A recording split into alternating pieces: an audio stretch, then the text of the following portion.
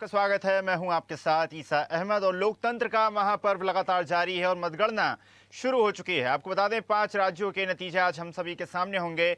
पश्चिम बंगाल की बात की जाए तो भारतीय जनता पार्टी 65, टीएमसी 62 पर आगे है।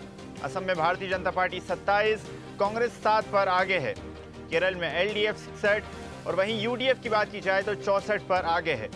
तमिलनाडु में डीएमके 38 पर और एआईडीएमके 13 सीटों पर लगातार बढ़त बनाते हुए।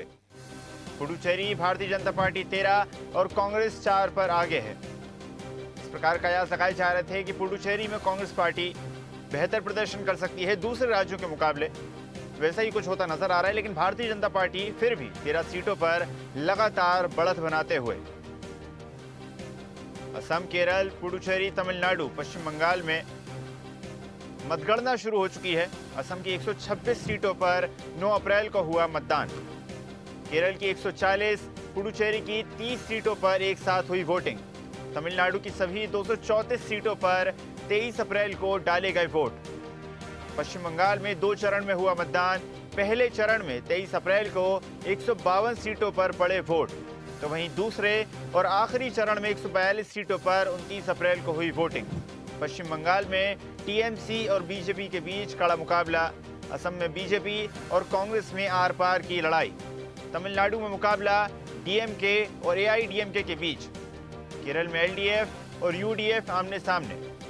पुडुचेरी में मुकाबला दिलचस्प। पश्चिम बंगाल में दोनों ही चरणों में हुआ भारी मतदान।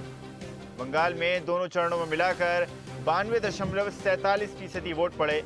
152 सीटों पर 93.19%, 142 सीटों पर 91.66% वोट पड़े। दोनों ही चरणों में पुरुषों से ज्यादा महिलाओं ने मतदान में सहभागिता निभाई। तमिलनाडु विधानसभा चुनाव में ऑल टाइम हाई वोटिंग, 85% से ज्यादा मतदान, 5.73 करोड़ वोटर्स ने डाले वोट। एक्टर से नेता बने, विजय की पार्टी बन सकती है बड़ा फैक्टर। सभी की नजरें विजय की और विजय की पार्टी के प्रदर्शन पर हैं, क्योंकि बड़ी संख्या में यहां पर रैलियां की गईं। बम्पर रैलियां लगातार विजय की पार्टी द्वारा की गईं। बड़ी संख्या में लोग जिसमें शामिल हुए। क्षेत्रीय जनता का भी रुख विजय की तरफ नजर आया। तो 5 राज्यों के रुझान आने शुरू हो चुके हैं। पश्चिम बंगाल में भारतीय जनता पार्टी 65 और टीएमसी 62 पर आगे। तो वहीं असम में बीजेपी 27 और कांग्रेस पार्टी 7 सीटों पर आगे। केरल में एलडीएफ 61 और यूडीएफ 64 पर लगातार बढ़त बनाते हुए।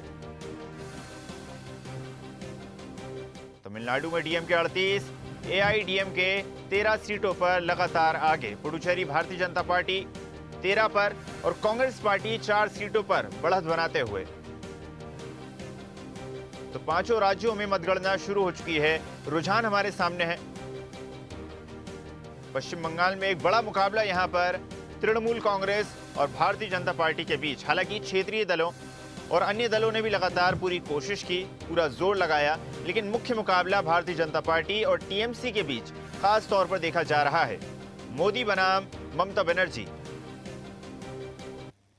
तो केरल में एलडीएफ 61 और यूडीएफ 64 पर लगातार बढ़त बनाए हुए लगातार आगे। तो देख सकते हैं आप, बंगाल की अगर बात की जाए तो तृणमूल कांग्रेस और भारतीय जनता पार्टी के बीच एक बड़ा मुकाबला।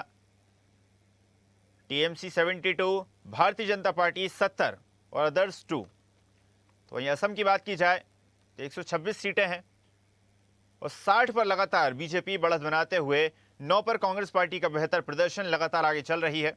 और बात की जाए पुडुचेरी की तो कुल 30 सीटें हैं और लगातार रुझान सामने आ रहे हैं। केरल की बात की जाए तो एलडीएफ 61 पर, यूडीएफ 64 पर और भारतीय जनता पार्टी 2 पर आगे। तमिलनाडु की बात की जाए तो डीएमके 38 पर, एआईडीएमके 13 पर, टीवीके 0 और अदर्स को 3 सीटें। तो लगातार मतगणना जारी है, रुझान सामने आ रहे हैं। और बंगाल की अगर बात की जाए तो हाई वोल्टेज एक चुनाव यहां पर देखने को मिला। चलिए रुक करते बड़ी खबर का, जहां 5 राज्यों के रुझान आने शुरू हो चुके हैं। 5 राज्यों में मतगणना शुरू हो चुकी है। पश्चिम बंगाल में बीजेपी और टीएमसी के बीच कांटे की टक्कर। कड़ा मुकाबला यहां पर टीएमसी और बीजेपी के बीच। केरल में यूडीएफ आगे और एलडीएफ पीछे। तमिलनाडु में डीएमके, पुडुचेरी में बीजेपी आगे। वहीं भवानीपुर सीट पर ममता बनर्जी पीछे हैं, आपको बता दें। पश्चिम बंगाल में बीजेपी टीएमसी के बीच कड़ी टक्कर। केरल में यूडीएफ आगे, एलडीएफ पीछे।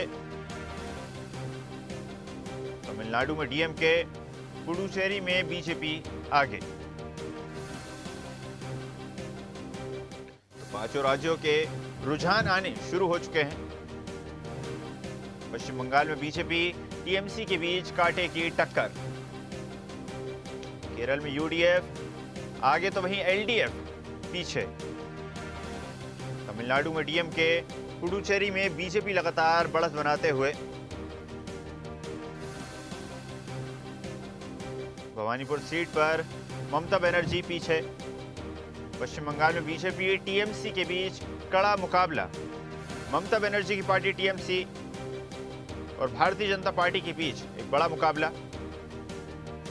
तमिलनाडु में डीएमके, पुडुचेरी में बीजेपी लगातार आगे बढ़त बनाते हुए।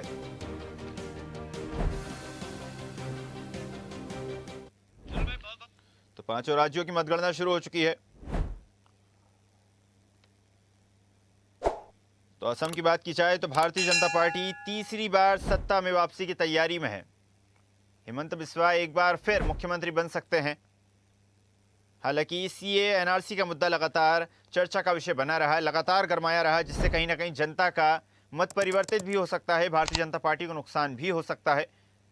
लेकिन एक बार फिर भारतीय जनता पार्टी ने अपनी ज़मीन मजबूत करने की पूरी कोशिश की है। तो देखने वाली बात होगी कि क्या कुछ नतीजे आ जाते हैं। और साथ ही साथ आसाम में कांग्रेस गठबंधन क्या मजबूत चुनौती से निपट पाएगा, ये एक बड़ा सवाल है। चलिए रुख करते हैं बड़ी खबर का।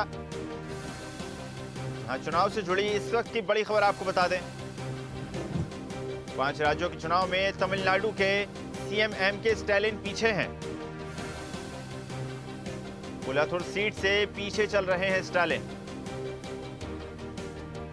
कद्दावर नेता स्टालिन लगातार पीछे चलते हुए टीवी के उम्मीदवार ने बढ़ाई है बढ़त।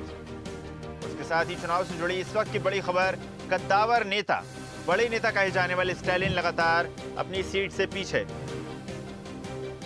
तमिलनाडु के सीएम एमके स्टालिन पीछे, कोलाथुर सीट से पीछे चल रहे हैं स्टालिन। टीवी के उम्मीदवार ने बढ़ाई बढ़त। कद्दावर नेता, चुनाव से जुड़ी इस वक्त की बड़ी खबर आपको बता रहे हैं, जहां एमके स्टालिन अपनी ही सीट से पीछे चलते हुए, कोलाथुर सीट से पीछे चल रहे हैं स्टालिन। टीवी के उम्मीदवार ने बढ़ाई बढ़त, लगातार आगे चलता हुआ।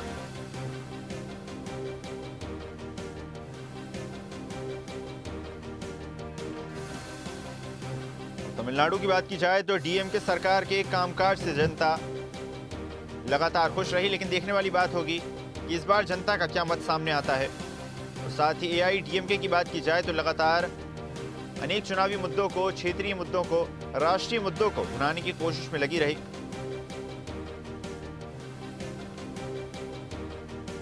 चुनाव से जुड़ी बड़ी खबर, जहां पर तमिलनाडु के सीएम एमके स्टालिन पीछे हैं। क्या इसे अभिनेता विजय की सफलता माना जाए? क्या इसे अभिनेता विजय का बेहतर प्रदर्शन माना जाए? क्योंकि लगातार इस बार चुनाव में अभिनेता विजय की एंट्री के बाद समीकरण काफी ज्यादा बदलता हुआ नजर आया। कई सारे कयास लगाए गए, कई सारी उम्मीदें जताई गई, और जिस प्रकार जनता का समर्थन अभिनेता विजय को मिलता नजर आया, तो माना जा रहा था कहीं ना कहीं इस बार स्टालिन को नुकसान हो सकता है। लेकिन अपनी ही कोलाथुर सीट से लगातार स्टालिन पीछे चलते हुए।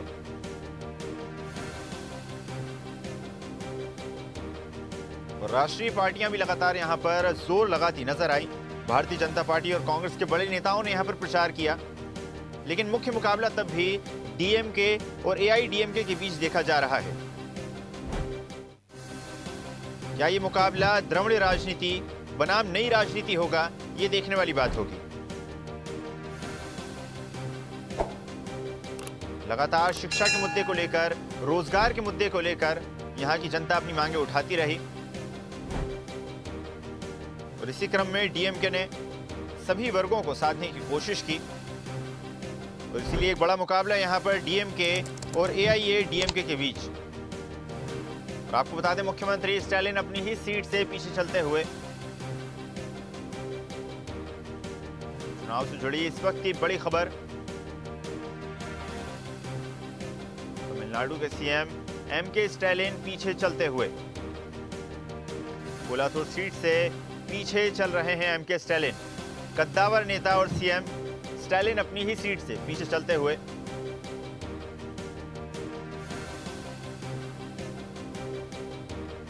चुनाव से जुड़ी इस वक्त की बड़ी खबर, लगातार जिस प्रकार क्षेत्रीय दल प्रचार प्रसार में जुटे रहे, अभिनेता विजय की एक आंधी भी चुनावी प्रचार के दौरान देखने को मिली। बड़ी संख्या में जन समर्थन विजय को मिलता हुआ नजर आया। बड़ी बड़ी रैलियां की गई। चलिए खबर पर अधिक चर्चा करते हैं पांचों राज्यों के चुनावों पर, और राजनीतिक विश्लेषक कुमार विवेक जी हमारे साथ जुड़ गए हैं। कुमार जी, बहुत बहुत स्वागत है आपका स्वदेश न्यूज में। पांचों राज्यों के जो रुझान है वो आने शुरू हो चुके हैं, लगातार चर्चाएं जारी हैं। कुछ राज्यों में कद्दावर नेता अपनी ही सीट से पीछे चल रहे हैं। बड़ा सवाल यहां पर यह है, जिससे हम चर्चा की शुरुआत भी करेंगे, क्या इन 5 राज्यों के चुनाव आने वाले लोकसभा चुनाव के लिए निर्णायक साबित होंगे?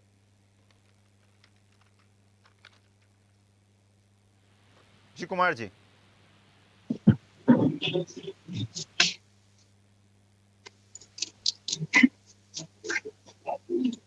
कुमार जी सुन पा रहे हैं आप? कुमार जी?